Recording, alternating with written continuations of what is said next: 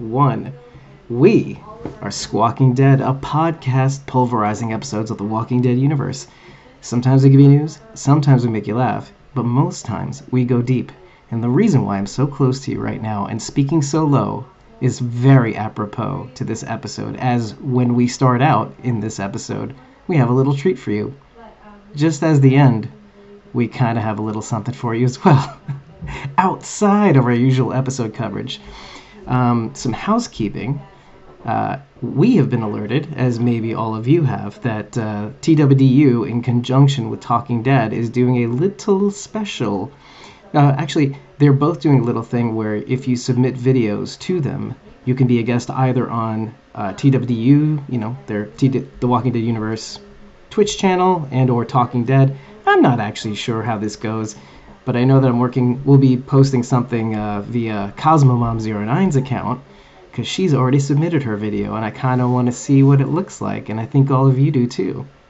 In any case, if while you're watching this video, if you do feel inspired to support us, you can always do that via ko-fi.com/squawkingdead.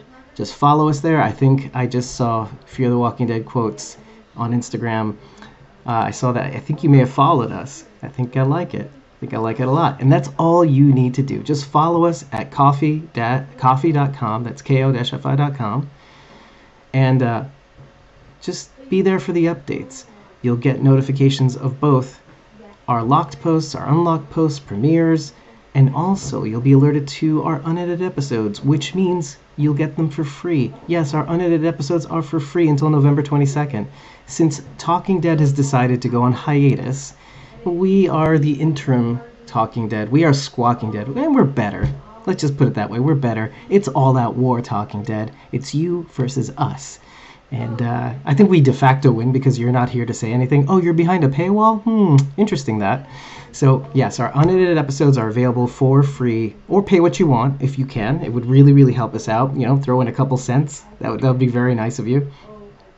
And, they're available the minute we're done recording, which means you get early access to these episodes. You could have watched this on Sunday if you wanted to. But in any case, follow us at ko-fi.com/squawkingdead. Just do that. If you want to help us out, throw us a coffee. You'll get 30 days of access to our unedited recordings, our locked supporter-backed posts, but mostly, you'll be able to join us in these episode breakdowns. We send out the link pretty much the day of. We're not really good about doing it in advance, but since there's 2 episodes a week, it's really, really difficult. We'll be doing this better when the time comes. In any case, love you guys. Enjoy this episode. I'm laughing from now because of the beginning and the end. I'll see you in the chat as this episode premieres right now. So, without further ado, let's get some Fear the Walking Dead on.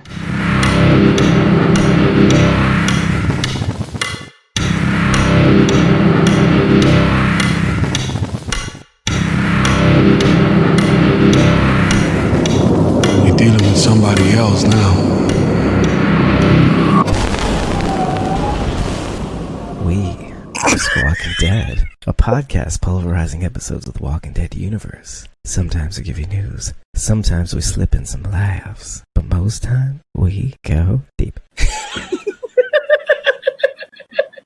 Oh my god. In today's episode, we're talking all about Fear the Walking Dead, episode 5 of season 6, called Honey. That was amazing. Amazing. This is a special quiet episode of Squawking Dead. Squawking Dead after dark. Wait, Squawking they're almost Dead. all after dark. And you know what? This is a good exercise, okay? Can we make our points without shouting at each other and laughing hysterically? No, I don't think so. I guess we'll find out. In the beginning, I'm thinking this is kind of turning out to be a good, positive episode, right? Like things are going our way. I mean, this is kind of what I've been asking for, right? We need an upswing. Mm-hmm. We need to see our characters, win a few battles here, right? Just a few little victories to keep us, motivated to push on. And I think we got that here. You know, we got Swati back, Dwight and Sherry back together. We found out who these masked people are. That was very fun. And a lot of, like you were saying, you know, a lot of talk about who we used to be, who we want to be. You know, especially between Dwight and Sherry. And I think I saw a lot of character changes for the two of them, or maybe a lot of assumption. Yeah, a lot of assumptions on both of their ends. So I'm not sure how I'm feeling about Dwight and Sherry by the end of the episode. I don't know if I don't know. I don't know how to feel about them, but I think they saw how each of them has changed and grown in these, at least 2 years that they've been apart. Yeah. What's interesting about All Out War is that, and I actually happened upon this fact, is that Sherry doesn't even show up past season 7. We don't see Sherry after she last appears on season 7. So we haven't seen her in many years. When she lets Daryl out of the tank, right? That's the last time we see her. Mm-hmm. Yeah. So it's quite interesting. Which again, this could be like that second week of All Out War, which took 2 seasons. A season for every week of All Out War. which again was like in the second 2.5 years into the apocalypse, 2 or 2.5 years. That's up for discussion. Timelines. We can't get into timelines. But even then, like, okay, so All Out War is over. That's a couple months later. So that's maybe 2.5/3 years. Then Morgan, we say jokingly, he only takes a couple weeks to get to Austin. No, apparently that journey was a couple months. Yeah, I buy that. Yeah, makes more sense. And then obviously there's conjecture that, you know, the events of the second half of season 4 coincide with the beginning of season 9 of The Walking Dead because of what the effects the hurricane had on the bridges, you know, how they went out. So we have that. So there is like, you know, there's a little bit of continuity until The Walking Dead just moves away from us. So I mean, we could be 4 or 5 years in. So again, Dwight hasn't seen Sherry in, let's say, about 2 to 4 years. Oh, that's not very good. No. Or I would probably say, maybe 2 to 3 years, 2 to 4 years. I think we have to say that. 2 to 3 feels comfortable. Mm-hmm. Yeah. Between 2 to 3 years. So, and I think they both recognize the change and growth that each of them have gone through. I was a little disappointed in Dwight that he reverted back to his old ways so easily. I mean, so easily he didn't even notice. He didn't even realize, right? He was Sanctuary Dwight again. Sherry saw it. I think it scared the shit out of her. Yeah, and I really don't know what to make of it too. Like, well, I do. But I actually kind of liked seeing it in a weird way. Like, I mean, obviously I like really nice guy Dwight. I was like enthusiastic about it. A Dwight we've never seen before, ever, actually. And then when he slipped right into, you know, Savior Dwight, that was jarring. But it was also kind of like, oh, that's interesting. It's showing a little bit of range. What does this mean in terms of the relation to Dwight and Sherry? I immediately thought of like Hancock. Do you remember that movie Hancock? Yeah. At all with Will Smith? And like how part of the premise of the movie is that two characters, the Will Smith character Hancock and this other character, this woman, when they're near each other, they actually are more mortal than they are superpowered, right? Mm-hmm. And I feel like we're seeing somewhat of the same thing here, where, you know, when Dwight and Sherry are together, and maybe it's just because they're not in sync yet, which is another thing that we can get through, we can go through. But when they are together, this is a feeling that I had, you know, episodes ago when we were talking about Dwight and Sherry. I was like, I don't know if this reunion is going to be all that it's cracked up to be, because of where they are in life, how far that they've shifted between the time they left each other and the time and where they are now. I mean, because clearly Dwight's in this weird Zen, happy, you know, just taking one moment at a time kind of step. And then, you know, we don't know where Sherry's at. We don't know her journey. If she's willing to give up on Dwight, just to keep him safe, you know, and she's obviously had 2 and some odd change years to kind of grow or find herself, or, you know, and again, both of them being alone throughout this journey, but also having the idea of them in their pocket. Yeah, I don't know. I mean, it doesn't always shake out the same way for any given person when they're out there alone, you know? And they're clearly different people when we know them in The Walking Dead. Yeah. You know, one is more submissive and the other's more, you know, sneaky, still does what she wants to do. you know?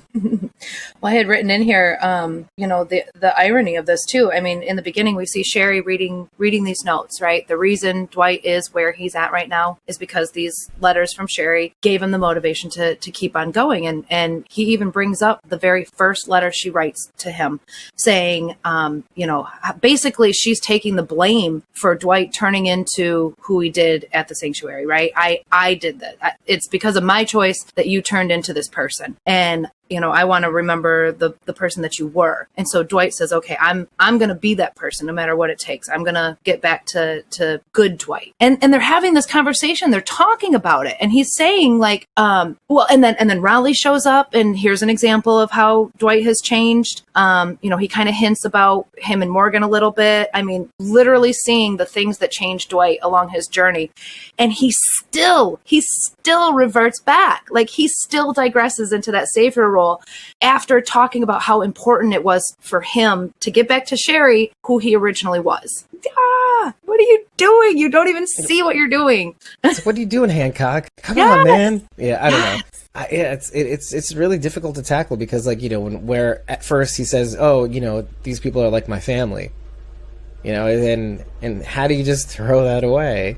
I mean, but that's the kind of thing I want to drill down on a little bit more. But you mentioned the beginning of the scene, beginning of the episode, actually, where it zeroes in on that one symbol that is very interesting. Because we've seen it before, obviously, for the last several years, but we didn't really examine it. We've seen it on Alpha's belt, for example. We've seen it, this is the Ouroboros symbol, the infinity symbol, and it made me immediately think of the end is the beginning. Which is interesting, because what the original Ouroboros was, a serpent or, dragon or lizard eating its own tail. So, the end really is the beginning again. Okay. Mm-hmm. Which is, so there's these themes that keep popping up and flashes, like subliminal messages just flashing in our faces every now and again. So I thought that was very interesting that it opened with that as well. Oh, same symbol on the bracelet from June's daughter. I didn't know that. Infinity symbol? Oh, I didn't know that either. That's really cool. Okay, so so it is popping up every now and again.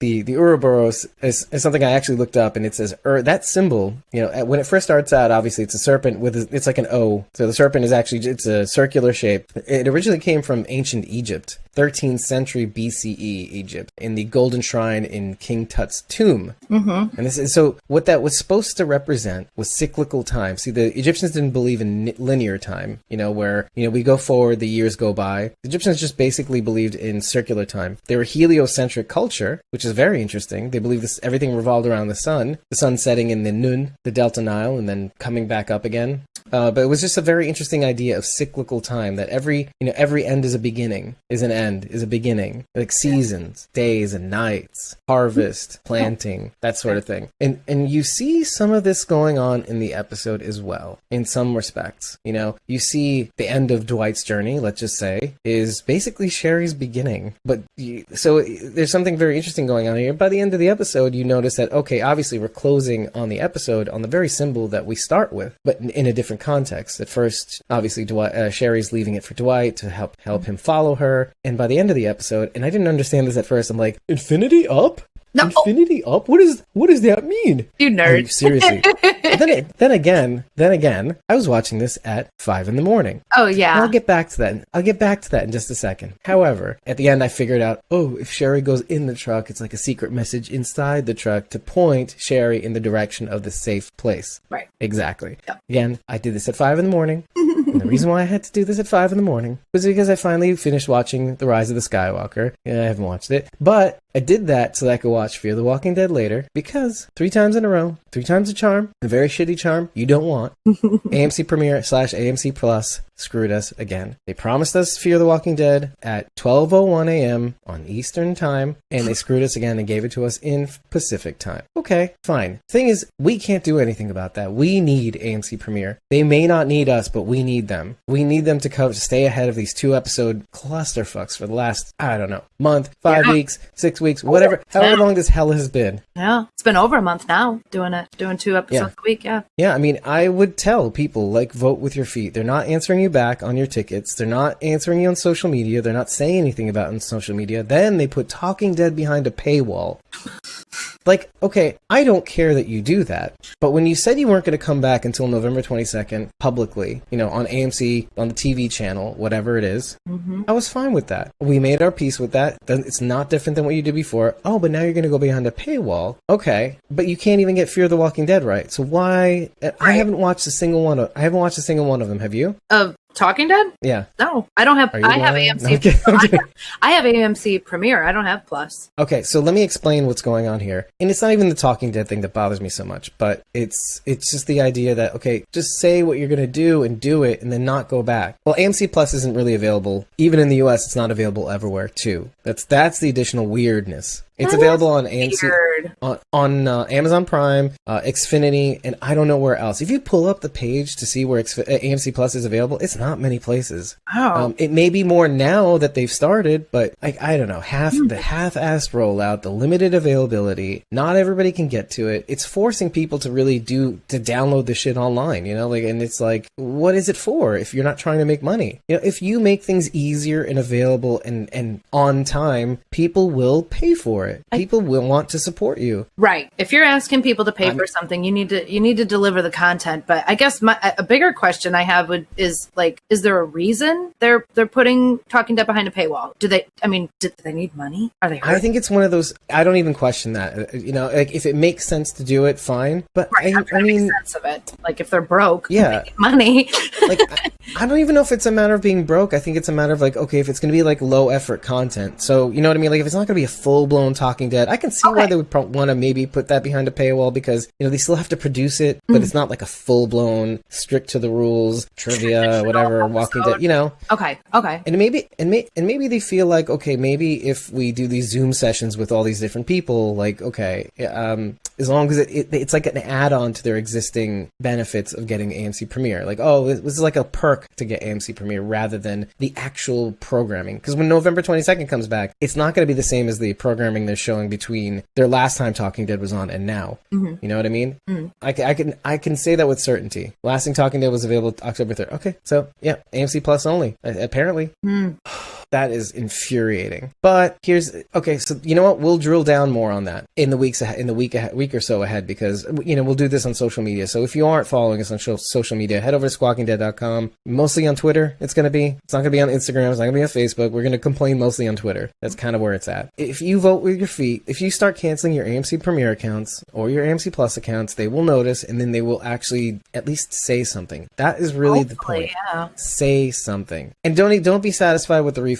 You're not even getting what you want. What's waiting 18 hours? You might as well watch it live. You're not getting any benefit, honestly. Well, I don't know. The only benefit you'll get is to be with us. Yeah, in the recording. So speaking about technology, letters. Like I was observing the letters, moving on for the Ouroboros, like I was observing the letters as they were coming up, as they were revealing themselves. You pull back from the symbol and you start seeing like that's an envelope and underneath it there's like a little postcard that says can't wait anymore, don't give up. And underneath the first envelope, that we see initially, there's a postcard that says Dream House on it. So there must have been like, it's like Sherry just imagining her life with Dwight helps her move on and stuff like that. And I like that. That's kind of cute. Which again, it's like this weird end is at the beginning sort of thing where they're both in a certain place at the beginning of the episode and then are in the season of harvest by the end of it, where it's just like one is one way and one is the other. Like now Dwight is the one to be led and Sherry has to follow. Right. So there's this weird reversal of roles.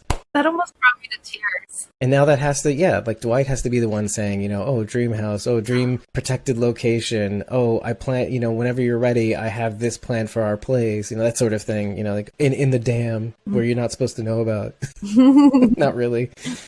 But the third one that we see is Sherry's letter to Dwight. The last letter, actually, the one that John finally gives to Dwight that she doesn't want to follow him. And you can actually read the actual letter. And it says this: D, I had to kill someone. A man back at that diner. He almost killed me. I know we've both seen so much, too much, but I still don't like the thought of you out there looking for me and all that death. I don't want that for you, D. Next paragraph. I don't want you to kill yourself trying to find me. I wouldn't be able to live with that. I want you to stop looking for me. Yeah. It doesn't say me, but I figured it out. I'm pretty smart when you put me to the task. You can figure it out. Yeah, I want you to stop looking for your mother. Yeah. Whoa, it came out of nowhere. I didn't know Dwight had a mom. Does everybody have moms? Anyway, I know, I'm smart. Thanks, Nisa. So I have a little bone to pick, and maybe you can make some sense of it. Maybe not. I don't know. But Okay. So the title card, I know we're going to talk about it anyway, but I mean, I noted a few things, but mostly what I thought I saw was I'm going to call it a lifeguard station, and what looks like maybe a pool ladder. Look just like one at my parents' house, right? That you get into. Did you see both of those things? I didn't really know.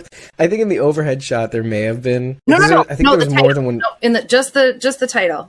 Oh, okay. No, I thought you meant. Did you see both of those things in the actual episode? Is what you were asking? No. Just in the title. Oh, okay. I wasn't. It looks like a lifeguard's. Like if you go to a community pool and the lifeguard is like up on that high chair, just watching everybody waiting to blow a whistle, right? Yeah. Don't run. Blah, blah, blah. Okay, so in the title card, it makes it appear that we're going to see a pool area, right? Right. But the masked group, they're at a skate park. That was not a pool. No, it's a pool. It's a skate park. I thought so too. No, I thought so too. And you're gonna say that it's a pool because of where Dwight and Sherry are, right? With all the plumbing underground, all the pipes and the readouts and everything. Yeah. No, that's not why I was going to say that. Okay. No, because you get an overhead shot of the actual pool. Right, and that's how realized it's a very quick shot. Right, and that's how I realized it's a skate park. You can see the metal bars on the side. Have you been to a skate park? Yeah, but let's back up a sec, because I actually said that outright, like in the first bit of my notes. They might have tried to make a skate park look like a pool, but it was most definitely a skate park. Yeah, I mean, anything's possible, but I did notice that there was something odd about some of the sides of the pool, but then that was, I think, really mostly due to its shape also. And it's not unusual. Like, look, skate park, when skateboarding was... It's a half pipe, not a pool. Well, I mean, like anything is possible. But the first thing I noted when I first saw him in the pool when they took the mask off was like, oh, it's a skate park maybe, and Austin Emilio is a skater. That's exactly. So I thought that was a really cool factoid. But at the same time, I was like, okay, first of all, and again, this could be as things go, right? Sometimes where you shoot a scene is different than what the environment leads you to believe where it is. Like just like Barrington House, when they film in Barrington House, that's a soundstage. They're not like actually walking into Barrington House from the outside on Hilltop Colony. So this could be one of those things, maybe. I also noticed a bit like the shape of the pool that we see overhead is an actual pool. Actually, it's an actual pool location. This is one of the things that kills me, because almost every single thing clue they dropped in this episode, like it says Mavis David swimming pool out front near the end of the episode where they're planting the fake Althea and Dwight zombies, walkers, and they're walking away and they're tied up. So I tried to look that up, could not find it.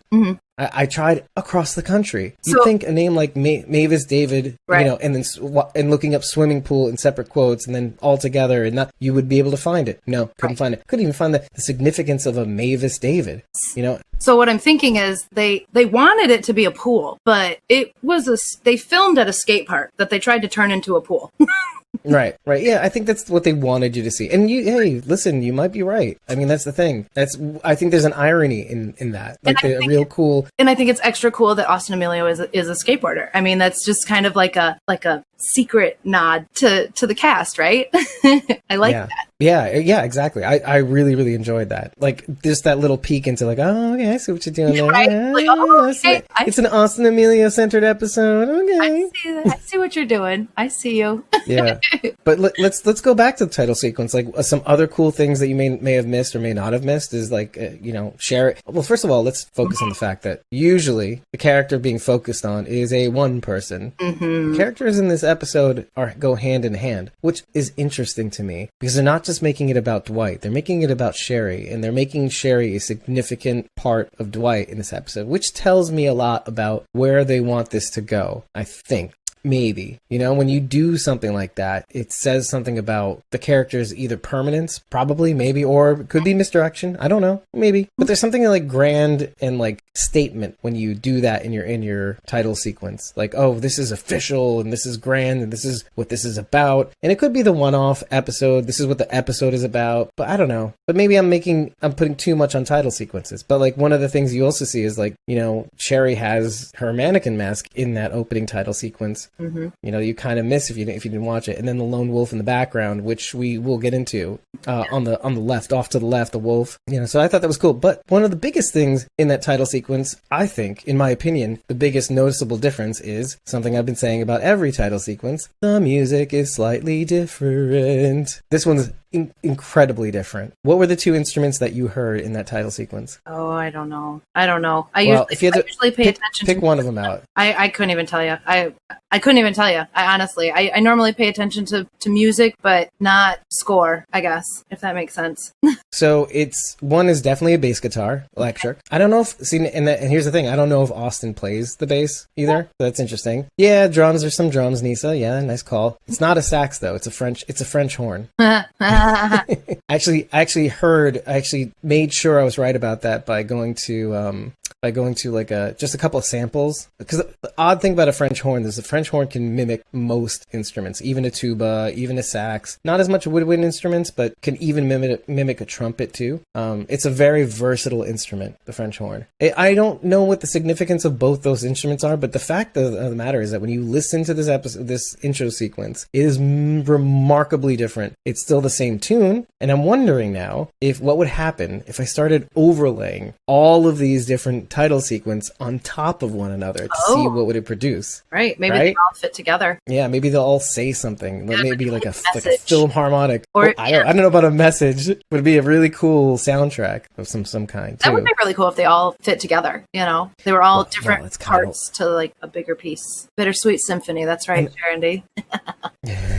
But what's really cool about that is that like it's kind of what they were trying to do with the opening sequences in 4 and 5 is that, well, they're kind of linear. They kind of give you the recap of the story, which they still do now, but in the previous seasons it was more like a linear thing. But in this one it's more of an overlapping thing. Well, now I wonder also what would it look like if we overlaid. So let's say we put like let's say since we have 7 intro sequences, we put the opacity of those videos at like, I don't know, 12%, I want to say is about right, 12 or 13%, then you actually lay the video on top of one another and see what happens. Because I like the idea of like all these different colors. You've got blue, green, purplish, red, and in this episode was also kind of like a bright blue, like an aqua, right? Yeah, I called it like a pale, very light pale blue. Yeah. And so what would happen if you put all those colors with all those different opacities on top of each other and see what would happen? Do the characters line up somehow? Do you know what I mean? Well, so far the images have been centered, so I think the images themselves are going to be right on top of each other. So you'd have to spread them out, but I wonder how everything else sort of fits together, and if it does. I think you'd have better luck lining up the music, because if you overlap too many photos, the images are just gonna cloud up, each other. Maybe, but now I just want to see mostly for the colors, to be honest, to see how it would look like. Yeah, that'd be cool. Or Rachel, what if I do it and it forms like a Voltron? Right? What if there's like a picture in the center? What if all the shadows? Create a picture. Yeah, what if they make a big Voltron? Nisa's doing like a super strand Fear the Walking Dead. Well, I wanted to also drop another Easter egg, just a big one actually, a big Easter egg that I found. I think Sharon D found it as well. This big Easter egg is you actually do see in the opening scene as well. Just before you'll see it when it pans out to show Dwight and Sherry in the room, and it shows the front door. But you'll also see it when Dwight actually walks to the back and finding out, whoa, what's going on with Sherry? The Robinette's Eggery logo. We've seen this at least twice before on Fear the Walking Dead. It's right above the door. Yeah, and we've seen it both on Jenna Elfman's t-shirt in Laura in Fear the Walking Dead Season 4. Okay, it's the t-shirt that John gives Laura as a, because healing and blah, blah, blah, and the wounds and whatever. Okay, so we have a photo of that, right? Okay. And then there's the billboard in Fear the Walking Dead Season 5 in the first episode. This is where the gang is trying to get to Logan. Logan needs help and whatever. And the truck stop has that billboard just outside the truck stop. I thought it was Robinette's Eggery truck stop and Emporium, whatever. remember, but it's not. Whatever. But it's a really cool reference. And then what do we get when Dwight comes back with dinner for breakfast? Eggs a la scrambled.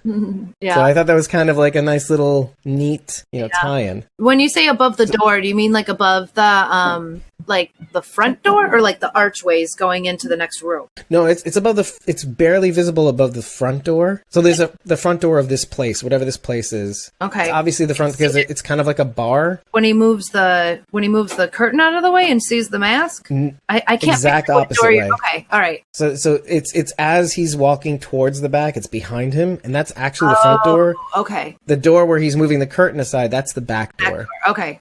Yeah. Oops, no fork. Was that Serenity? Right. Oops, you gave me eggs, but you forgot the fork. I don't know, man. So that was cute, though. I thought it was cute. Well, I don't know about cute. I mean, she knew they were going to kidnap Dwight. I mean, obviously she knew he was going to be okay, but did you... I didn't really get the sense that this group had like a leader. Like I know Riley kind of came in sort of in commanding, but I don't really think I didn't get the sense that there was anybody really in charge. I mean, I would have put money on Sherry, but that didn't seem to be the case. Yeah, I don't really think they do have a leader. I mean, they seem to kind of switch from leaders. Like at first it's Ozzy, then it's Raleigh, then it's back to Sherry. Right. Everybody's sort of giving commands. Like they all just sort of have a mutual respect for each other. That's nice. It seems to be generally those three, though, right? Yeah, they were the only three is talking. there one more? Yeah, there's only three we know. And then there's that scary dude who was just silent and showed them Althea's video, and I was just like, dude, this guy's creepy. Right? Why is he so creepy, dude? Angry. So angry. I don't know about angry, but just like this just stern, immovable, stone-faced look as he just goes like this. He just wait. I have to explain what I'm doing, but at first I'm gonna go like this. First he goes like this. And then he goes back and does the same thing. When you do the same thing over again in the exact same way, and it was just weird. It's creepy. And so what I did was, for the audio users, holding up something with a straight arm in the exact same way, showing a video of Althea on a GoPro, suffering, first of all finding them out, oh, I'm reporting back to Ginny, section A402, whatever, I don't care. So then the next one is don't tell them what they said, Dwight, and then but he's all stone-faced and I don't know. It's just creepy. And then of course the way he looks is obviously he's not giving away any facial features, so he has his little bandana covering the bottom of his neck, and then draped down, and then also his mask is up on top of his head, so all you see is it's as if his face is actually a mannequin mask. Yeah, because he's that stone faced. That's what was creepy about it. Yeah. I can't believe we spent so much time on just this guy. But it was creepy. So Sharon and Nisa, and Dave, I want your input too. I don't remember Raleigh being so cute. Was he cute the last time we saw him? Wait, why can't I weigh in on? That's what I said. Well, first I said Nisa and Sharon, and I said no, Dave, I want your take too. Honestly, I don't remember Raleigh being so cute. I'm offended, first of all. Second of all, when we see him at first too, he was deliberately dressed up as kind of like a redneck too. There was the cap, it was kind of on his face like this. He was kind of a dick. His facial hair was a little bit more scraggly and long. Here it's a little tighter. I'm look what a shower can do for somebody. I mean, would you say that you noticed that he looked a little taller too, in a weird way? That's hard to say. I think the last few scenes we saw Raleigh and he was on his knees, wasn't he? But yeah, I mean, there's this deliberate attempt to make him look smaller because he's weaker, or he's more of a dick. He's more of a vulnerable person in trying to take a superior position or whatever. But every time it goes wrong. Yeah. But now he's taller, more confident, standing up straight. He's in a good group. Look, that shit's attractive too. Yeah. I know it. Oh my God, Charity's saying he's your Colby. Well, your Colby, Colby. Rachel. Dwight's asshole is your Colby. Is my Colby? Well, I don't know. Anyway. Oh, right. Yeah, it's a mask thing, right? I'm just digging the mask. Oh my God. Oh yeah. Well, that's Charity has a good point. Iris and the mannequin in the last episode of The Walking Dead World Beyond. Now there's mannequin masks in this one. Yep. These little tigers. Oh my Lord. In Wilma's closet. I'm here for it. Yeah. Mask number 2. Okay. I didn't know anybody's name, so they're mask number 1, mask number 2, mask number 3. Oh, there's Raleigh, there's Ozzy. Yeah, there's Raleigh Creepy Guy. Creepy Guy doesn't need a name. He just needs to be Creepy Guy. Mask number 2 is the one holding the GoPro. He's just called mask number 2. He's Stoneface. Yeah, Stoneface. There you go. Stoneface Steve GoPro. Yeah, and of course we have to read Charity's comment. I think Rachel just digs masks like Beta. Maybe. But Raleigh's is pretty cool. Yeah. Dwight goes to the back of the apartment and then sees the mannequin mask when he pulls the curtain. Did you jump scared? What did you do? What did you say? I'm here for what you did. It was exactly what happened in the preview. Like, I don't know how I didn't see this coming. Like, we watched it in the trailer. And then what happened? And I still screamed and went, "Fuck that!" Nisa said, I yelled, "Fuck no!" Right, and then he backs up and he turns around and there's 2 more right there, and I'm like, "Oh shit!" Which we saw in the look ahead a little bit, and then and I have to out myself now, because what we thought was what I thought, I'm not going to put this on you, was a half undressed woman being carried away was Dwight.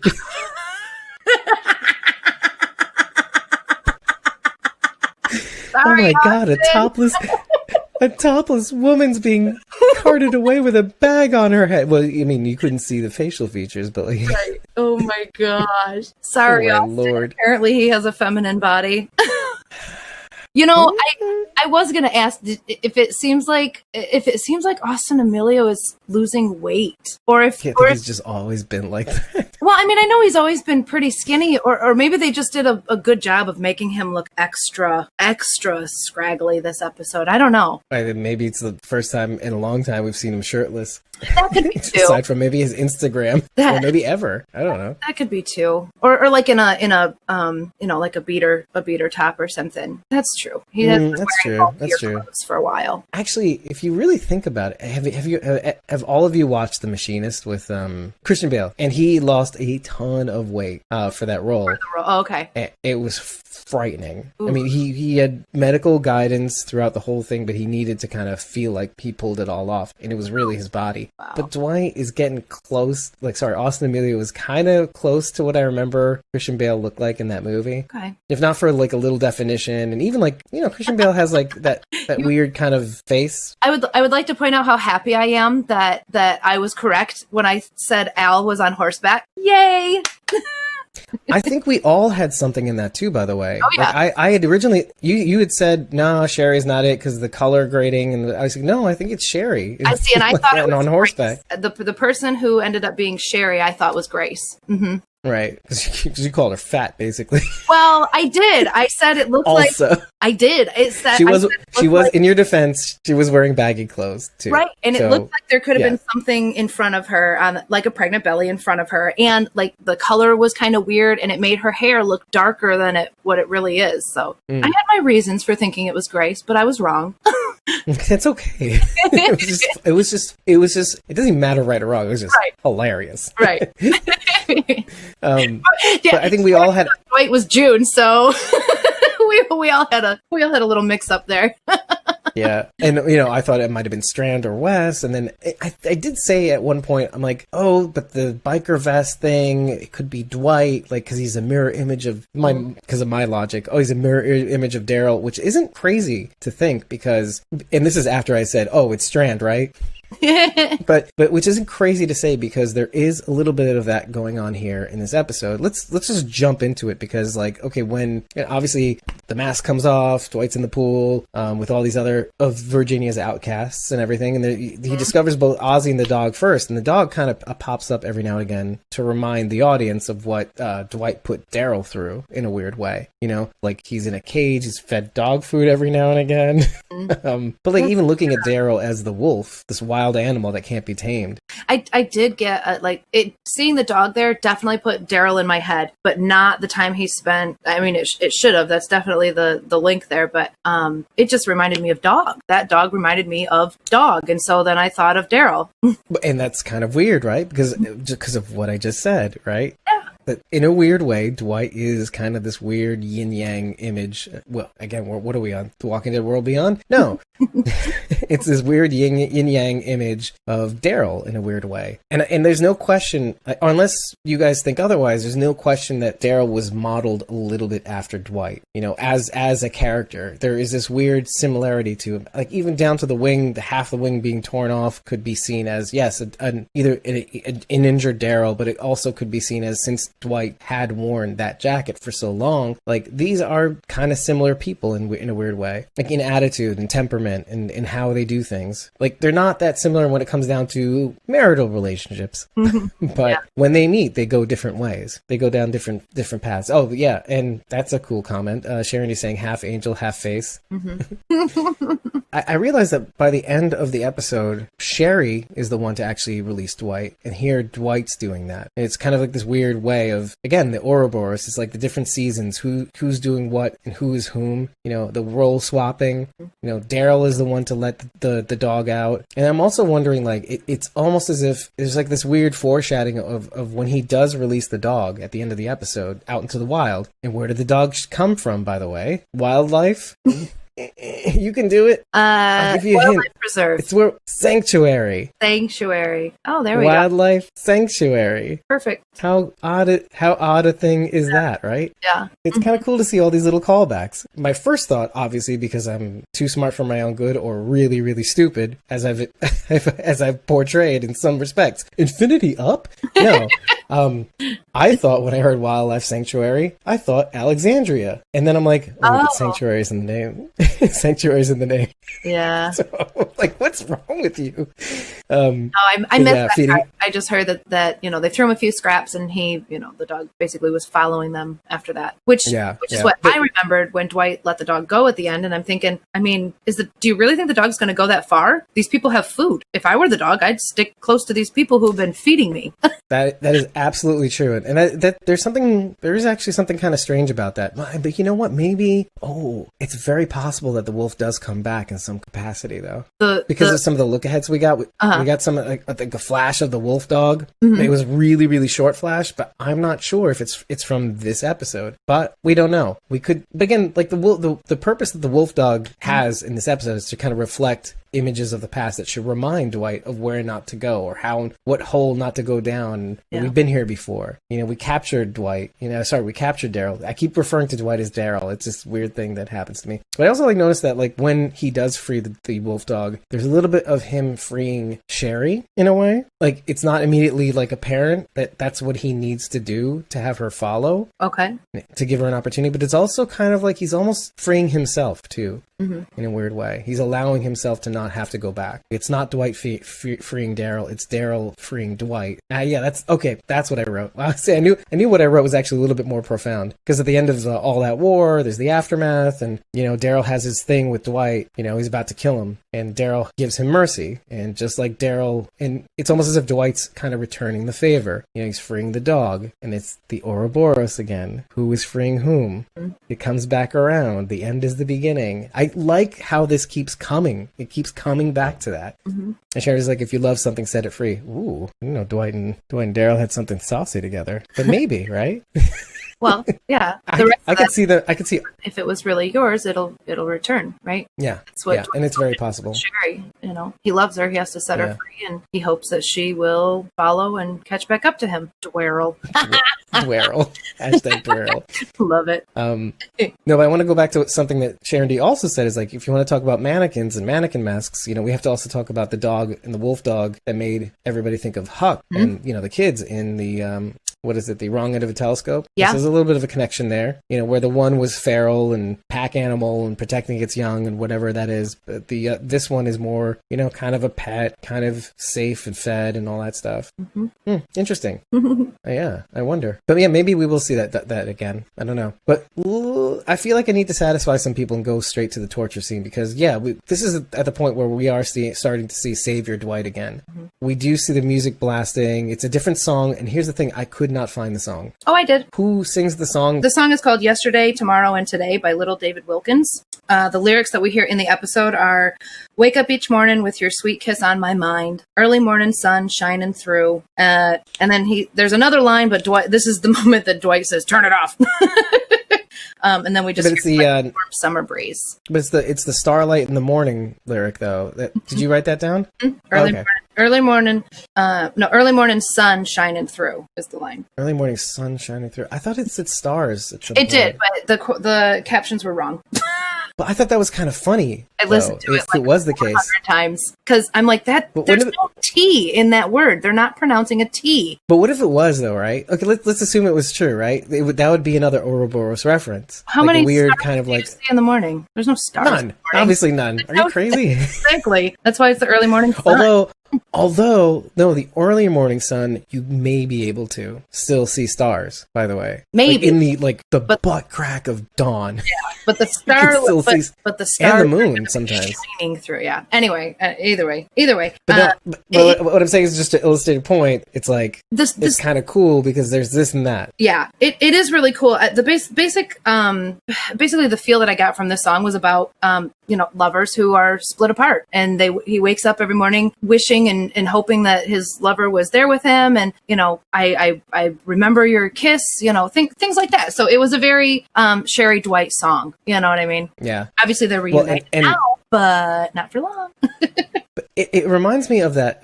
There's that. I think there's like many different fables in ancient lore, like where in different cultures where the sun and the moon are actually lovers, and the only time that they get to meet really is just at the butt crack of dawn where the sun is coming up, and then you can still see the stars out, the moon is still out, and then they get to kind of just meet in this one moment for like I think it's like 70 minutes or 60 minutes. I always found that like kind of that story kind of tragic and beautiful and all that stuff. Sure. And they get to have this cycle where the sun meets the moon, and then is that right? No, the moon meets the sun as it comes up, and then the sun almost leaves the moon at the end of the day. You're like, they just ships in the night. They just pass by each other. Moon's constantly chasing the sun. Yeah. And the sun's constantly chasing the moon. But they can't catch each other. Yep. Ouroboros. Again, it's crazy. I love it. I laughed. And Charity says, wishing they were on Easy Street. Right? Oh my God. Yeah. You know what? That makes a lot of sense. Mm-hmm. Easy Street would have been a better song to describe Dwight and Sherry when we saw them in the last episode. Actually, now I want to kind of play that over that scene. And it would be actually make kind of sense too. Yeah. That would just be extra sick though. I mean, play that song. Ooh, that song's probably still got to give Dwight nightmares, right? Oh God, yeah. Like he starts getting a stomach ache, and even like Sherry's probably like, oh, God, this fucking song again. I'm so embarrassed for Negan playing that song. I laughed so hard when I don't know, Prisoner Ranger dude, I don't know what we want to call him, Prisoner Ranger is Driver Ranger guy. Driver Ranger, he's talking to Sherry, and obviously Dwight's getting all pissed off, and he's like, I'll kill you, and he's like, no you won't, and then Dwight takes his mask off, and the dude goes, geez, I can see why you wear a mask. So it broke you out of what Dwight was actually trying to do. Yes. I almost wonder if like Dwight was that shook in the moment, like really. Oh, I laughed so hard, and I'm like, kill this man just for that. Oh my God. Oh, I laughed way too hard at that part, at that line. Oh my God. It makes me wonder, like did the seriousness grapple you like, as much like what he was trying to do in that moment? Like, first of all, the guts thing immediately reminded me of what's his face, Austin Nichols. What was his name in Spencer? That reminded me immediately of Spencer. Oh, did you not feel that? Oh, you didn't feel that? Okay. No. Because he says the words. Guts. He says the words. You had guts trying to. What did he say? Trying to take us on? Trying not to spill, trying to tell not them. to talk or something along those lines. Took a lot of guts not to speak up or something. Right, to spill your guts. Here's some more of them. Here's some more. And I just thought, this is exactly why I thought of Spencer. The reason why he stabs him in the stomach to begin with is like, oh, it's like you have no guts. And he's like, oh, there they are. Whoops. I want to kind of go back to Raleigh, though. The reason why I'm coming back to is kind of like why we describe Daryl as kind of like a yin-yang to Dwight, is that one of the cool things is that, you know, Dwight's asshole turned to actually be a nice guy, and he was a total shitheel follower. So he turns into kind of like whom you would maybe even describe as he comes down the steps as a nice guy leader. You know, toasting to everybody, saying, "I say after we did this thing, like after the Swati capture, like after this thing, we're friends." Like what the fuck? This is like night and day. And he was like a shitheel follower before, and this is kind of like, okay, and this is what Dwight produced. This is the result. This is like, you know, if Dwight hadn't done this and that, and decided to go on this path, and, you know, Sherry and being the man to be proud of, blah blah blah, and even Raleigh acknowledges this, you know. And you have to also remember, Raleigh actually tried to burn Dwight's letters too, back in season 5, and yet here we are. Raleigh and Sherry are actually working together. It's absolutely fucking crazy. I love that Raleigh's talking about Dwight to Sherry too, without even knowing who he is or what their connection is. Because he looks at Sherry and says, "This, you know, this is the guy that saved my life," and she's like, "Oh, you did that?" So obviously he's telling stories about what Dwight did. Which actually makes me think of another thing really quickly, because this Ranger driver guy, right? I did everything to try and find out who he was.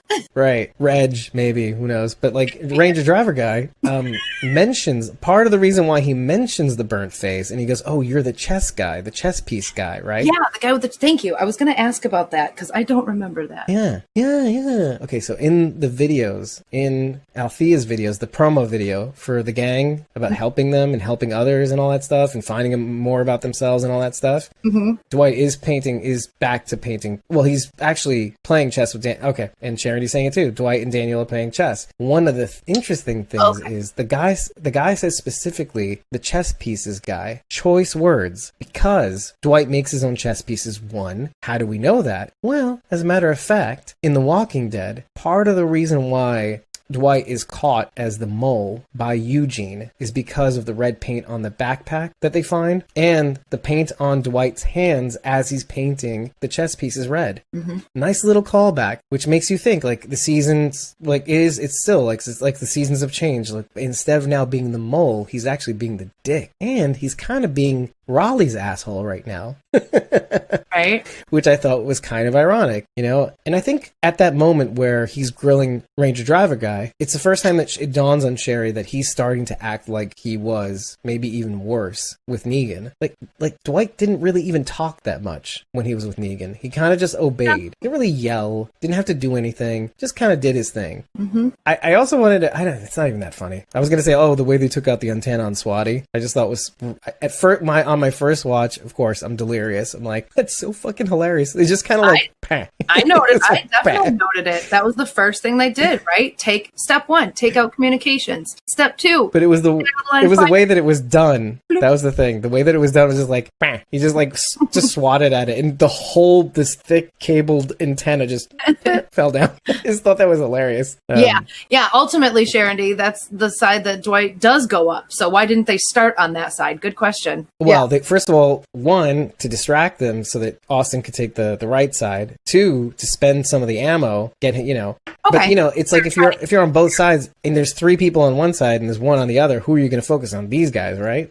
The 3 people. No. I thought it was absolutely genius. And I love the way Al's telling everybody, like, where exactly these guns are going to fire and how to stay out of the line. You know what I mean? I thought that was great. I'm like, yeah, of course she knows. She made it. Yeah. I made it to Boston. Right? It's funny. I love how Ozzy even says to her, too. He's like, well, how do you know all this? She's like, because it's my MRAP.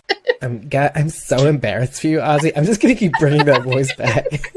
So you captured me, and now I have the information. Yeah, very nice. Nobody wears seatbelts. I thought that was notable. Nobody wears seatbelts in TV shows. Nobody does. No. So Dwight can just kick Driver Ranger guy out of the car just very easily, apparently. And the door was open? I thought that was straight. Yeah. Like, the door was just swinging open? Well, let's remember one thing. Was it either Luciana or Alicia? Had that RPG in it, Swatty, and the door busted open. The door's never worked right ever since. Guys, come on. Okay.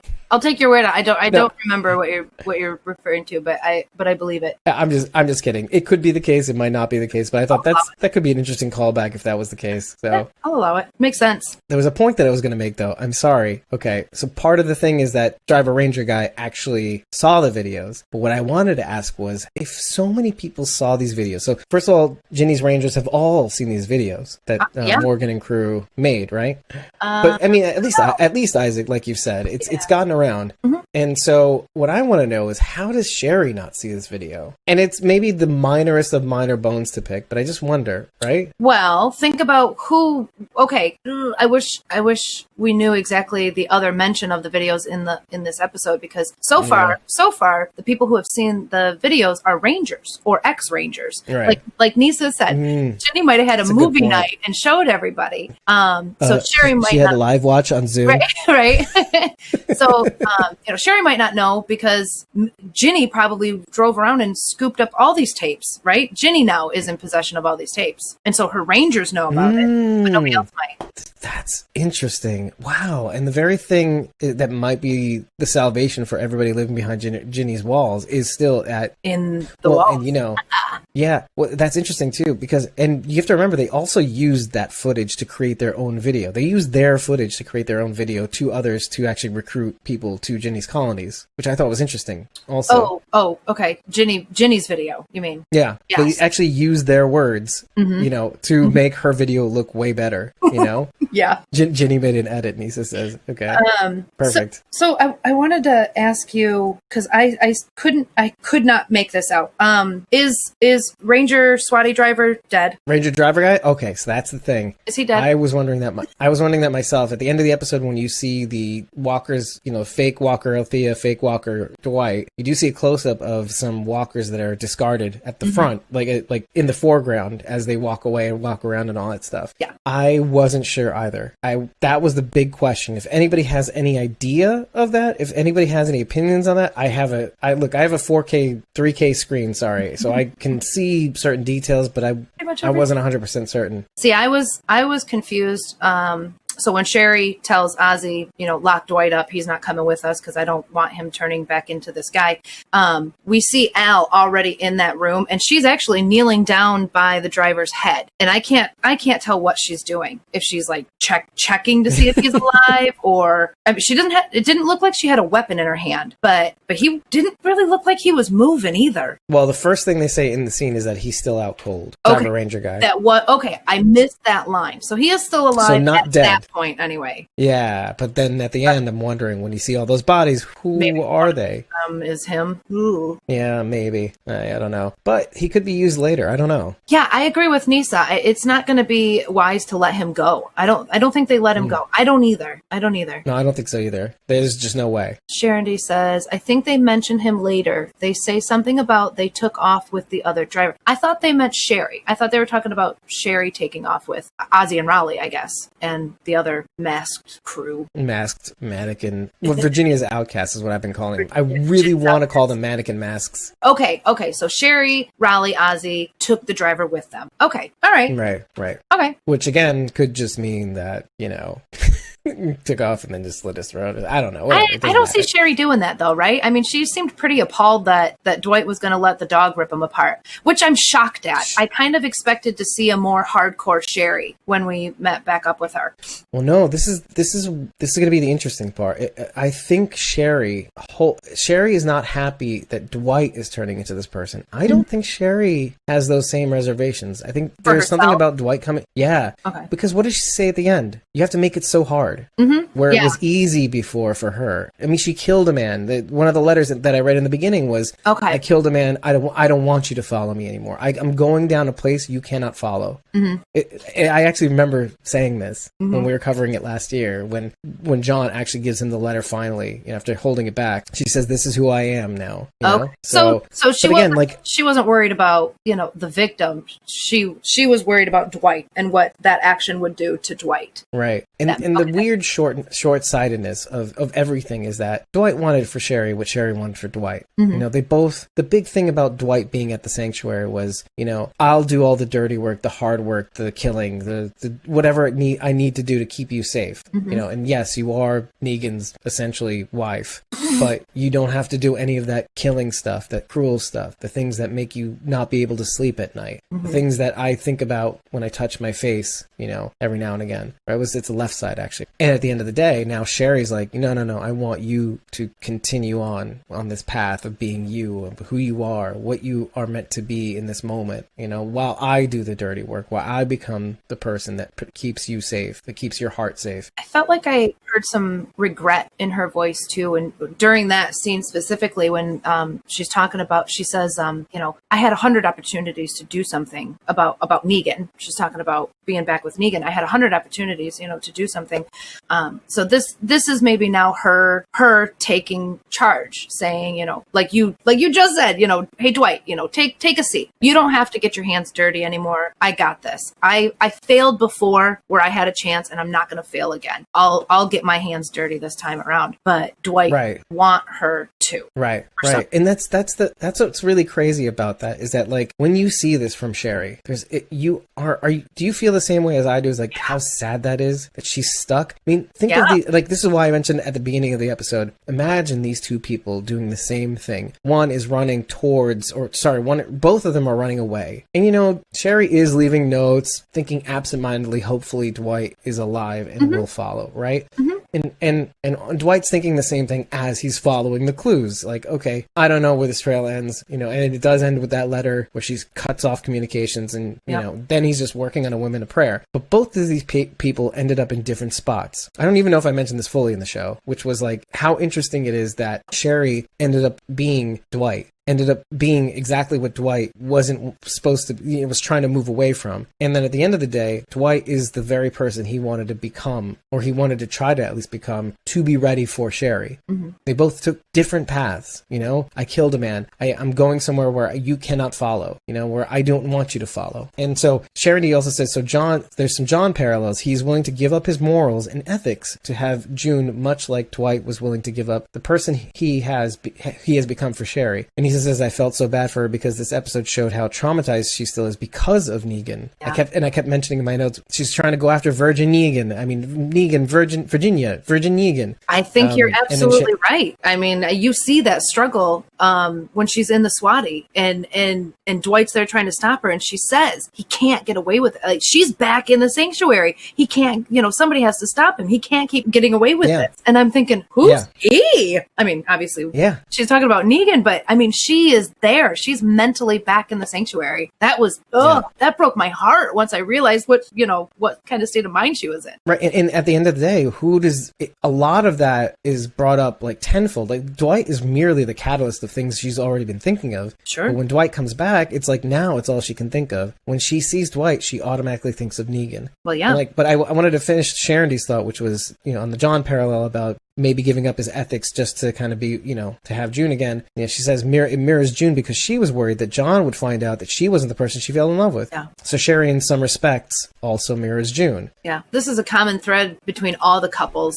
that we see on this show so far. I mean, Morgan and Grace, Dwight and Sherry, John and June. It loosely, Alicia and Strand, very loosely there. They're not in a relationship. Well, they're not in a relationship, but they still have, they still want to, Strand says anyway that he wants to be someone that Alicia can look in the eye, or rather, he can look the closest thing to there's like this closest thing to like a Daryl Carol relationship that you can have on, Yeah, I don't see anything romantic between those two, but there's definitely a deeper bond. Transformations, being who we are has definitely been a reoccurring theme all season long. Who are you? Who are you going to be? Who did we used to be? Who do you want to be? That's definitely been a screaming neon sign this whole season.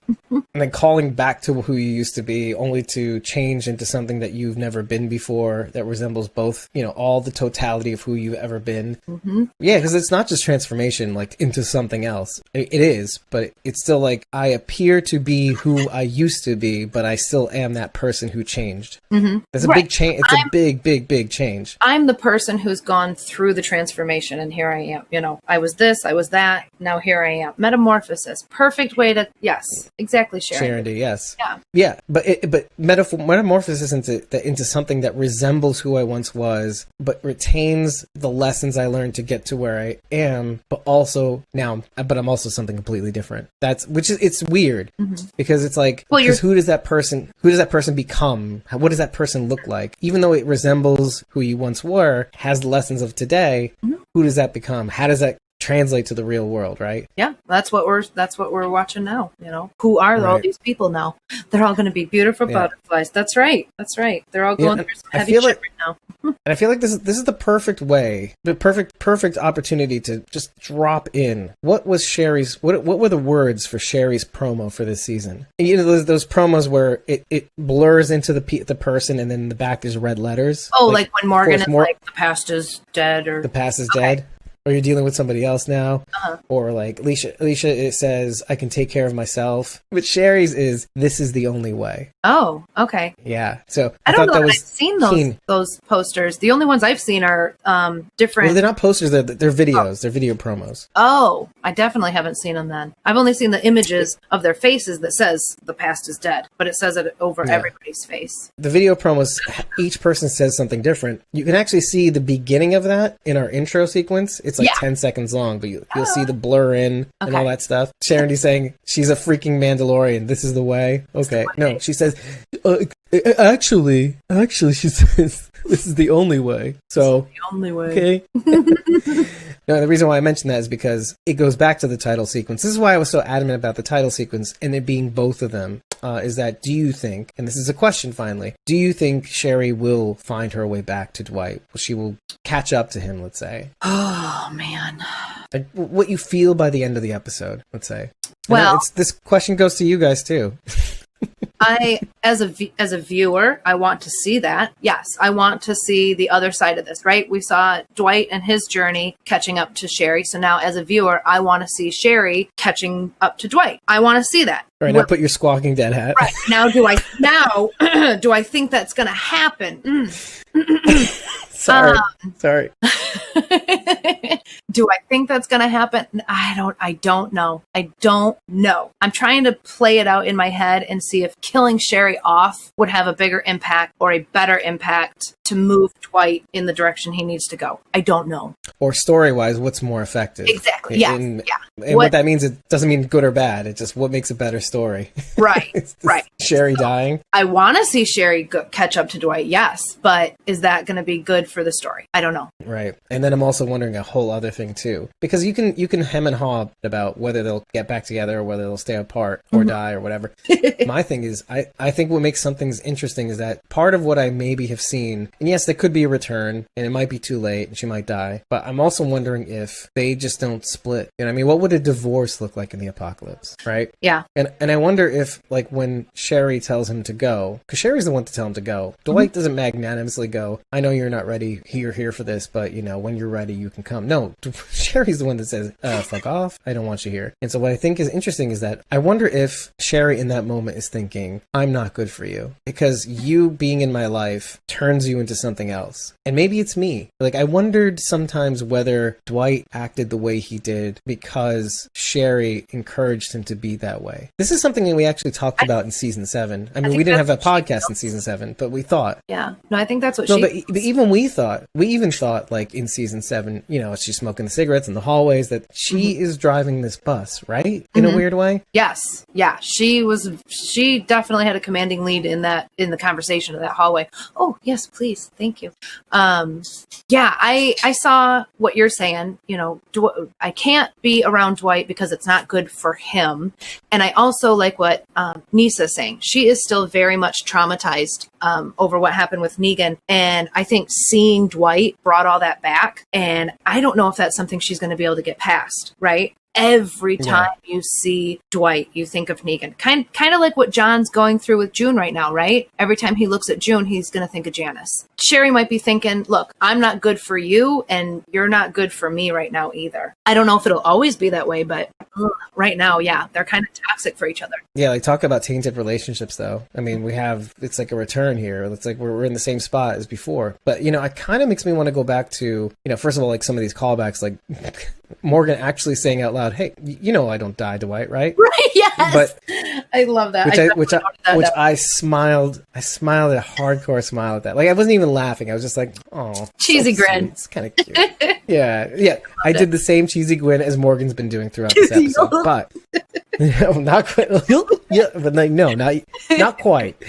When it happens, though, oh baby, will we go into it? And yes, I will play a clip. I promise you, I'll play a clip of Morgan. So, but there's something very important we need to go through because it's a huge ass callback. Okay, back to season 5, and Dwight, having been indoctrinated himself into this idea that we have to strike Virginia now, we have to take her out now, and you know, obviously doing this for Sherry more than he is doing it for his friends at this point. Not even doing it for Sherry's safety, because obviously Sherry isn't even involved in this whole thing. You know, he's doing it to make her happy, and that's it, and that's scary. But he has it out with Morgan. And Sherry, and this is like literally the moment where Sherry wants him to stop, and Morgan gets the whole interrogation thing to stop with his axe, his bow axe. And then Dwight leaves the scene, has a conversation with Morgan on the side. He says, "Dude, right is what got us here in the first place, Morgan." And this calls back the exact conversation they had last year in season 5. And Dwight says in that conversation, "That's right. But see, I've already been on the wrong side of taking what people need. You know that." Like he's talking about Virginia, you know, taking what people need. You turn off your conscience, your heart. When that happens, it's harder to turn back on. So now we're just going to have to live our lives looking over our shoulders? Tell me, please, how this is going to end with them. Morgan goes, "I have faith in people, in everybody. I have to. We're just getting to know each other, and I already have faith in you, Dwight. If they come at us, we redirect. We try and make something other than a fight." Dwight says, "We need a little bit more than that." Morgan goes, "I think you said it. We're not doing careful. We're doing right." And so, Sharon, but we come back to that very conversation because I want to bring you back down to when Sherry is deciding, fuck these guys, they're about to take out Swati, our only means of kind of striking back. You know, the TNT trying to say, I lied about taking out Swati. Like, you could literally burn that shit down, like, or at least take out its steering column. Right. They take in Morgan, they take in Althea, they're in binds, and then Sherry drops a bomb on Dwight saying, you cannot be a part of this. It's not like, I know you're not committed, but I don't want you to go down this path because you've worked so hard to be a better man. This is, I'm translating, right? So she locks him up as well with Driver Ranger guy, and Morgan has the talk. I spent so long. This is his response to him because he says shit, you know, because one of the things that Dwight says at the end of the spiel is that you would do the same thing for Grace. And I think part of that's right and part of that's wrong. Part of what's right is that he would do the same thing for Grace if she asked. Then part of what's wrong is that Grace would never ask. I don't think, in my opinion. Right. Grace would. He's like, yeah, Grace would never do that to him. If she did, he would. He would. And that's why he says, shit. He knows Dwight's right. Exactly. He knows Dwight's right. Sharon says, something tells me we're going to lose Swati this season. And Nisa says, I thought exactly the same. What's interesting about that is how, with all the references going back to season 8 and season 7 and all that, I remember clearly in season 8, that first episode, how the RV came back finally. This is the same RV that you know, you have in the top of season 7, just after they did the execution scene of Glenn and Abraham. This is the same RV that was in the beginning of the series. I mean, probably not the same, but like the representation of this vehicle that takes them everywhere, that takes them to these different places. And, you know, And then like, I remember in that first episode of season 8, how like I wrote RIP RV because it was the thing they used to bust into the front doors and use the RV to kind of like wreck their walls. And I'm wondering if Swati gets the same kind of treatment. Like Swati's used to carry like a shit ton of explosives on its chassis and used to take out Virginia's walls or something, some sort of fortification or something like that. And I thought that would be kind of cool. You know what I mean? Like going out the same way the idea of the RV went out. Yeah. I like how these two things come around too, though. Like Dwight having the conversation with Morgan and then Morgan having the conversation back. But the idea that I spent so long thinking my way was the only way. Yeah. I didn't realize the trouble I was causing me or any of you. And this is something that I said earlier, that like, I feel like Morgan is going through this change because he realizes, at least finally, that Morgan sometimes gets stuck on this one idea and then he gets thrown off and then he always tries to come back again to that idea and he gets thrown off again, realizes finally after being so stubborn that, oh, I should be looking at this instead of focusing too much on this idea that I think I'm right about. And now here we are again. I spent so long thinking my way is the only way. I didn't realize the trouble it was causing me or any of you. Was it different, Althea? I didn't realize I needed to change until it was almost too late. And that's interesting because Dwight says, me and you both. Now you take that and you bring it back to Sherry. And what he says about Sherry is that, like, he says specifically, she needs to find her own way, just like I did, just like you had to. Figure out who the person you wanted to be when it's all said and done, the person that you could be looked into in the face and be proud of. And Morgan took long. You know, it took a really, really goddamn long time.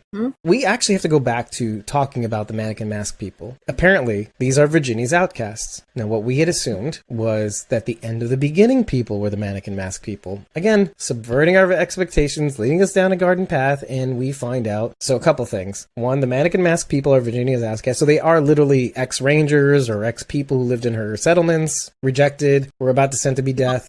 Not good enough. Right. And then, you know, people who would have otherwise died. Fine. So it's not a situation where Raleigh kicks his brother out and the death cult and all that stuff. So they have nothing to do with each other. So apparently this Walter guy has everything to do with directly, which makes it easier actually. What directly has to do with this death cult people, who the death cult people hired Emil to kill. And Walter has nothing to do with Ginny. Apparently, maybe. I don't know. Maybe a thread, I don't know. But the end is the beginning people, the death cult people do not know anything about Ginny. Whereas the mannequin mask people know everything about Ginny and want her dead. So for all the things that are really, really complicated about this season, like these people, at least the general geography and who wants to kill who is pretty clear, is clearing up, except for Dakota, which we don't really know. We think she's great, but I don't know. We're very suspicious people. We're basically, I am more about Dakota being an evil something because we don't know anything about her than I was about Charlie. Charlie showed her colors right away. You know, we kind of knew what Charlie. Well, that's not necessarily true. Charlie was a sneaky little bitch too, sneaking into the field and help me. I'm going to bring everyone here. You want to talk about mirror images though, right? Because Dakota is seemingly starting off to be less standoffish. She's like into it. She's very vocal. She's with it. Charlie, very silent, but people want to care for her because it's Charlie. She's just a little girl. She lost her family in the nearby town, whatever. Right? There's this weird, and how interesting is it that Dakota is the one to save Charlie? It's just like, oh, we have to trust her now because she saved the one character we really hated before. However, wouldn't it be something that, like, you know, Dakota is actually way, way, way worse than Charlie could have ever imagined herself being, you know? And but speaking of Charlie, I've got something very, very big. When Raleigh says Virginia ain't with them, Hill is standing around waiting for, you know, I was going to say Austin, waiting for Dwight and Althea to show, you know, after radioing them, like, where the fuck are you? Anyway, so Dwight says to Sherry, you know, after this didn't work out right, you know, you had to make it hard. But like, she says, well, before she says you have to make it hard and they walk away. He goes, it's not going to work out the way you think it's going to. And I thought to myself, I've said these words on this show so many times, and specifically, and this is like a big moment for me. Morgan says this exactly to Nick before he dies. He says this, you know, they're both sitting together, they're talking about karate, and he's like, oh, no, it's not karate, it's Aikido, and he gives him the Morihei Ueshiba, the art of peace, you know, and Nick's thumbing through it, and, you know, he's like wondering, you know, exactly, the art of peace, good for you. You got it. Nice. So he's like saying, they have to pay that this and that, blah, blah, blah. They, for what they did, my mom, etc. And he just tells him it's not going to go the way you think. And he sees Ennis's El Camino. And he's like, whatever. He sees Ennis's El Camino, and he's like, I have to go after it. Ennis goes into the silo. He's putting some things away. He's like squirreling some things away. This is, again, after the fall. You have to remember we're in the present now. It's dark, it's blue, and all that stuff. It's gray. Nick kills Ennis. And, Morgan doesn't follow. I'll let you, it's kind of like the Silas thing. I won't stop you. But anyway. Yeah. Or the Carol thing or whatever. I won't stop you. And reminding Alicia that I should have gone after him, but now I'm going to go after you, that sort of thing. But yeah, he says it's not going to go. And then what happens after he kills Ennis? Charlie shoots him. It's not going to go the way you think it is, because these things have consequence. Going back to what Morgan says, and Dwight saying, me too, these like old reflections of their old self. Like, when you say my way is the only way, and you have to, you are going to have to end up living with those consequences. Like Alicia committing to going after everybody that was involved in the fall, maybe even associated with the fall, killing Mel, killing the vultures. If your way is the only way, you're going to have to live with those consequences, because eventually Dwight saw how all that war was finished, how it ended, and Rick sparing Negan and saying it can't always be about this back and forth. Morgan even says in this episode, and this was what really kind of just drove it home, and I was just like, shit. Well, Sherry says, still about Virgin Negan, she says, if one life controls so many others, Morgan cuts her off and says, we're all going to have to do things we might not have done before. But I've been through a war that took too long to end and took too many lives. And so was your husband. Our friends are still inside Virginia's communities. I'm sure you got people that you care about who are there too. If you strike and it doesn't break your way, you'll be putting them in a lot of danger. And it's like Alicia. It's like Dwight. It's sometimes like Daryl. Or sometimes like Carol. Like sometimes when you're just too focused on it has to be my way, it has to be my plan, it has to work. And if it doesn't, like Felix, they have to be alive. Okay. No, right. But if you get too stuck, Morgan was stuck on redirection, on not killing people, etc. Like seeing the best in people and doing your best to make the impossible possible. Well, sometimes that shit doesn't work out. It was really nice to hear Morgan admit that too. I can't think of too many times where Morgan admits that his way is not the only way, or his decision was a wrong one. Sharon says it exactly right. It was like, which led to my favorite line of the first half of season 4. I stepped aside for your brother. This is talking to Alicia. Morgan talking to Alicia. I will not step aside for you. Yeah. Like one of the coolest things about all of this is like, when it's all said and done, and we actually take a look at Morgan for just a half a second, just to give you a little bomb. At one of Althea's first lines to him when she, she's finally released. It's yes. Like, it's my swatty. Okay, bye. Okay, I'm so embarrassed for you, Ozzy. Yeah. So then you see in the next scene, you realize I'm going to have to interview you about that weapon. Oh, sorry. Right. I'm going to have to interview about that. Now I was like thinking, the weapon, the outfit, both? Right. And she's like, right? It probably both. I think, the weapon is most noticeable, but yeah, probably both. Yeah. But I think Demetrius Gross wears it better, but anyway. Because it does look a little good. Yeah. Yeah. It looks a little goofy on Morgan. Morgan says, you can ask me whatever you want once we get settled. And again, I love this idea of not hesitating with Jenny and Dwayne, not holding back from smiling, not holding back from going, and like not holding back from like saying what's on his mind and how he feels. And then to top it all off, like the idea of him like, oh, I'll take whatever you want. I'm Morgan Jones version 16.0. Yeah. Oh, okay. Now we're gonna get the same thing. So I'm pretty sure Rufus is with Rachel and baby Morgan. Yeah. Protecting the Bloodhounds, protecting the gang, or maybe he left him at Humbug's Gulch. This is the other thing that I was wondering about. Was like, because he was on his way to Humbug's Gulch. Now, what happened there? What is he doing? Does he have the scent? Does he not have the scent? Oh no, was he on his way to? Yeah, he was on his way to Humbug's Gulch. Yep. So I wonder what got him to stop. It's very interesting. Well, he got T-boned by the spray painters. Oh, that's right. The end is the beginning, guys. And maybe he was on foot from here on in. And then if he was, oh man, I don't know. So there is a little bit of a gap Yeah, that's true. And we don't see the vehicle again because he's on horseback when we see him. Although I don't think that crash would have totaled his car, especially considering they hit the back end of his car. He should have been fine. Yeah, I was thinking the same thing. Unless the axle was fucked up. Well, that back tire was messed up. I mean, you do what you can. It's not like you're going to get stuck in traffic, or like even if the axle does fall off, I think you'll be okay. There's nothing around for miles. It's Texas. Right. It's flat. Yeah. You know, we do see at the end of the episode, Nora and Lee, again, the office dwellers. Dwight and Althea and Morgan take them to Morgan's safe dam place, and I thought that was kind of cool. They're finally preparing this place, making it safe. Morgan warns them it needs a lot of work, right? But they're in a better place. They're not put in a vulnerable position. I just think that might actually bear fruit. This is kind of like building Convoy again in this weird way. Mm-hmm. But they're staying put this time.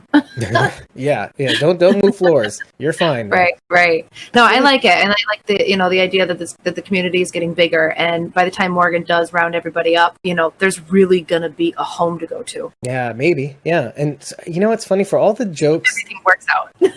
Well, for all the funnies that we were making about how the mid-season premiere with Althea's tapes in season 5, like that, that first episode when we came back, episode 9 last year, was like, it feels like more of like The Office, like how they were going back and forth. There was like interviews and stuff like that. Camera, yeah. Like, and here we are with people who lived in an office, and I feel like we're rife for office jokes, or maybe like funny. Althea tapes. So I hope they play with that. There's something funny about that idea that maybe they go through with that. That is funny. And Sharon says that's what she said. It is what she said. What do you mean? I did want to say one thing about Raleigh. I was actually hoping he'd be more shocked with Dwight, because for all the growth that it seems like, this is just from observation, that Raleigh's been through, it's almost as if Dwight is Raleigh's asshole. But it's all about perspective. We've always said that about this show. I mean, if we started this show with somebody else as our hero, it would, the people we think are heroes might not be. Oh, Raleigh and Sarah. Ooh, hey, I mean, I'm here for that. Now that Raleigh's cute. Yeah, right? Oh, he took a shower. He's looking good. Took a shower. He's all groomed. Like his hair is cut. I kind of got the impression Sarah wasn't straight. Oh, excuse me? Are you genderizing Sarah? No, I'm just kidding. I'm kidding. Just an impression I got from the character, I guess. Yeah, I guess. I mean, she really has not made that clear, but I don't know. Or maybe she has. People don't introduce themselves by their sexual orientation, so who knows? Oh, okay. Sherry says, I didn't necessarily mean to hook up in that sense. Just, together again. Yeah. In a truck. Yeah, Sherry's saying Mo says she's asexual. I don't know. Oh, okay. Not Mo. Sarah and Daryl, they understand each other. Yeah, exactly. Quite well. In fact, that makes a lot of sense. Yeah. I don't know. Maybe I like it. Maybe she is. I don't know. Maybe she isn't. Now that I can see her liking guys, though. To be honest. I mean, I can see it going either way. To be totally honest, but I don't know. Now that Raleigh's not an asshole anymore, maybe they'll give us a few little chuckle scenes between Sarah and Raleigh. That would be fun. I'm so into that. But then again, we haven't seen Sarah yet. That makes me nervous. Or Grace, for that matter. Grace, I'm less worried about for some reason. I feel like Virginia and the idea of the key to the future, babies might be the key to the future. Do you know what I mean? I don't know. I don't see Ginny tolerating babies or pregnant women. No. This would go. The thing is like, I see what you're saying in terms of usefulness, but in terms of what is this all for, if not for children? And so, do you know what I mean? So literally, yeah, right. Babies have to come into play. You don't have a future if you don't have the next generation to continue it on. But I don't know. Otherwise, none of what you're doing makes sense at all. Right. And so I feel like Grace has the immunity idol on this one. No matter how Virginia probably feels about babies. What is this for, right? Hopefully. But Sarah's in the next episode? Sharon is saying Sarah's in the next episode, so fine. Yes. I bet you her background is yellow. Just for fun. Just yellow? Fun. We haven't seen yellow. We've seen 3 different shades of blue, red, green. Yes. Red, no, but green, yes. Yeah. And so yellow would probably make sense for next week. They're all primary colors. Like, well, green's not technically, but Partially. close enough. Close enough. Was it CMYK? Yeah. Cyan, magenta, yellow. What's K again? Kelvin? Yeah, I think it's temperature. Right? Kelvin is what whatever. I mean. It's the different palette colors. CMYK, RGB, Oh, okay. PR, PBPY. It's like whatever. Luminance. Oh, is it Sarah and Luciana? Next week? Oh, so hold on. I think Sharon's saying it's a June episode, but Sarah and Luciana are in it. So we're going to be probably going to Tanktown, maybe.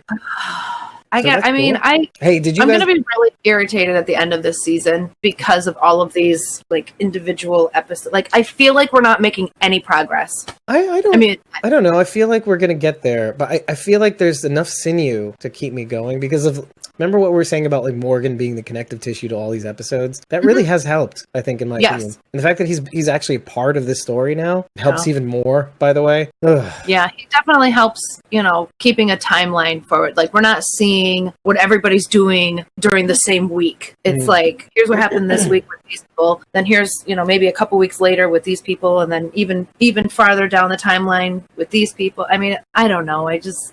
Which, by the way, like a reference time, an exact time reference was dropped that Sherry and Dwight have been together for a week at that point. Yeah. Well, he said a little over a week. Oh, a little over a week. Yeah, exactly. So it's still a little hazy, but yeah. But still, we're jumping pretty close. We're hopping through time, like in various respects, Mm-hmm. He also mentions that Sherry's been with the masked people for a few months. Oh yeah, that's right. You know what? You got me back on track because she's been with those masked people for a few months. We find out that they have been, this is at the point at which Morgan is taken away, taken out of the board. They are shuffled away into different camps. And Virginia had said right at that moment that, she broke bread with somebody on their side. Like she broke bread with one of our people or something like that. Very interesting that. Right. So, and now we know she's with a bunch of ex-Rangers. Right. So there could be truth to that. There could be. But one thing that Dwight did note when he spoke to Morgan is that it had nothing to do with Virginia. Virginia did not have her, blah, blah, blah. I liked that there's a definitive Sherry was never with Virginia. Sherry's offer to get him back to Virginia was false. It's interesting. It was never an option. She was trying to trick him to get him to come along and be compliant. He never went for it. He ran away, heard her on the walkie. Maybe. I like that. I like that because in some respects you think you could take Virginia at her word. It's weird that I think that way, and then John thought that way too. Like, it's one thing to get them to comply and come along and blah blah blah. There's no reason for Virginia to really lie, and yet she lies, and she lies probably a lot. Now I wonder how much. And again, just for the hell. And it goes back to kind of like our obedience and authority thing, where you will just automatically regard somebody that looks like an authority figure with some form of authority. I don't know. Again, why? Maybe I just have a crush on Colby Minifie. All right, let's move on.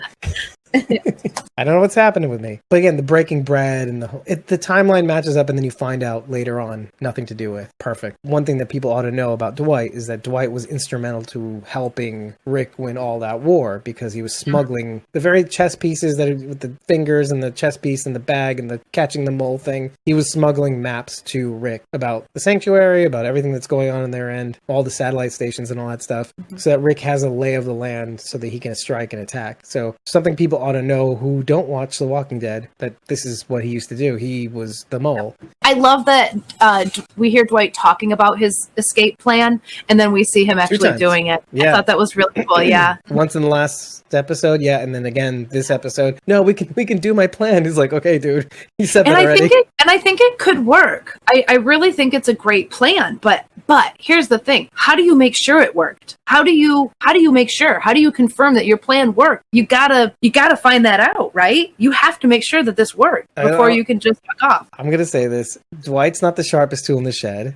I'm gonna say it by design. I'm not saying Austin's an idiot. I'm just saying Dwight's a character. Yeah, Dwight Dwight was designed in a way that, like, okay, he wasn't the smartest tool in the shed, and maybe because he was abused constantly, that does something to a person. But yes, I don't think he thought that far ahead. I just think, it makes sense that you would want to check up on it, but at the same time, you can't. That's the worst part about it. Right. But it is a great plan. It really is. Yeah, it's good thinking. Okay, so Shirley says, I want to use a Tom Sawyer reference now.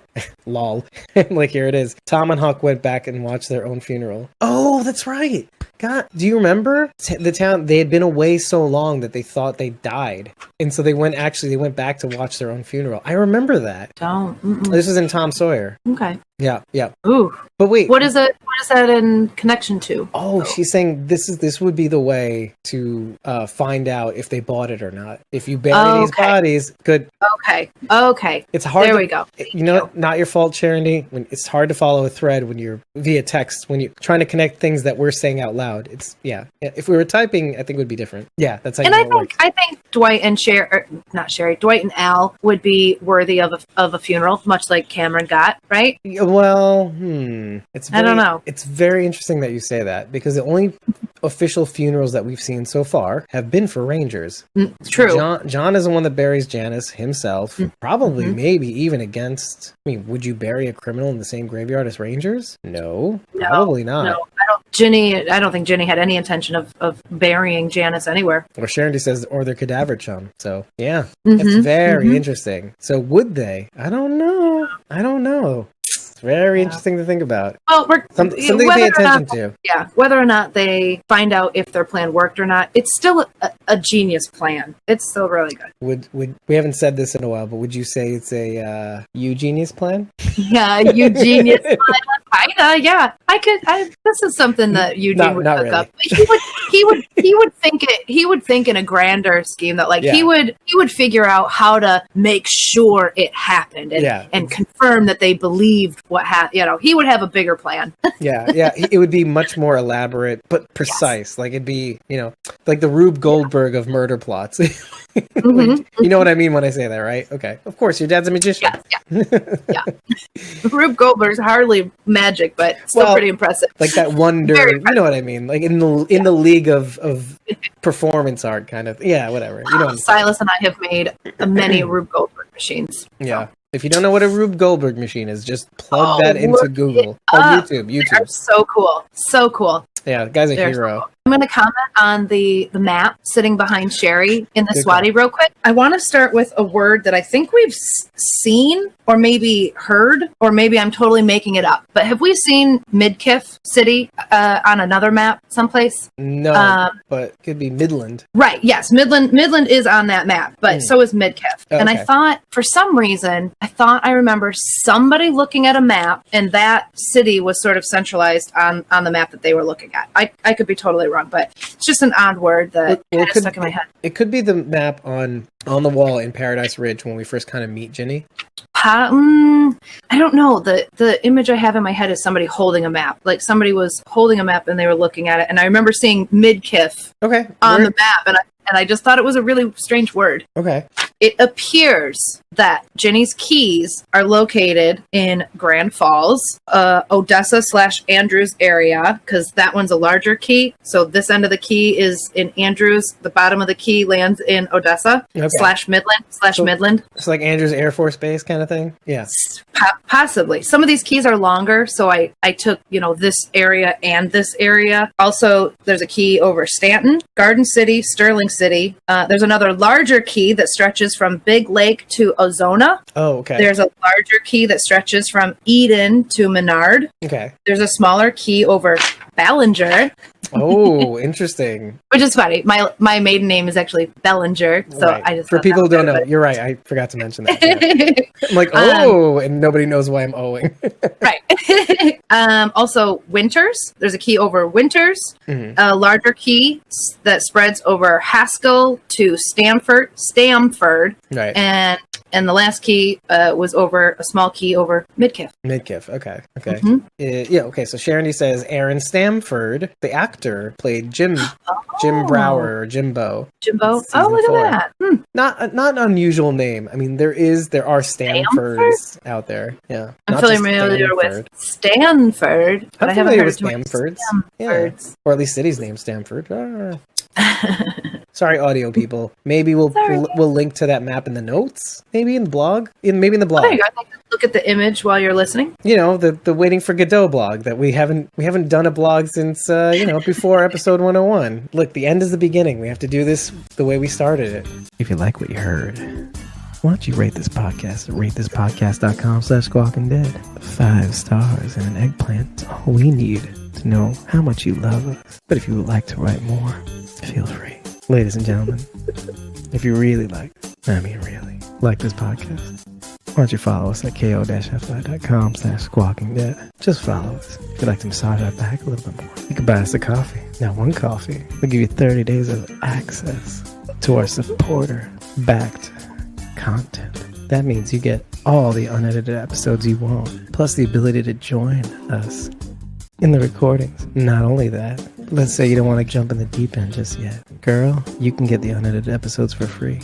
You know what I'm talking about. The unedited episodes are available for free the minute we're done recording. So when we're done recording this episode, you can get your unedited episode recordings right away. You love it. I'm losing my voice. So once you get on that shit, head over to ko-fi.com/squawkingdead/shop and get your hands for free or pay what you want for these episodes. Now, if you pay us $3 to get these episodes, you will automatically get 30 days of access to our supporter back content. So why aren't you joining us, right? You could be right. And he's just like, sexy time. Anyway, so... Right? Oh, before that, she says, this is disturbing. It's not my fault. Your vagina. Right, yeah, we gotta... Thank you for joining us. We're glad you had an awesome time breaking down these episodes and going real deep. Rachel, you tell the people how much you enjoyed that company tonight. Thank you so much for joining us for another episode of Squawking Dead. We will see you next time. Goodbye, folks. Had a wonderful night with you. And can't wait to see you for the next Walking Dead World Beyond. Because we're Squawking Dead, we like to go beyond. Good night.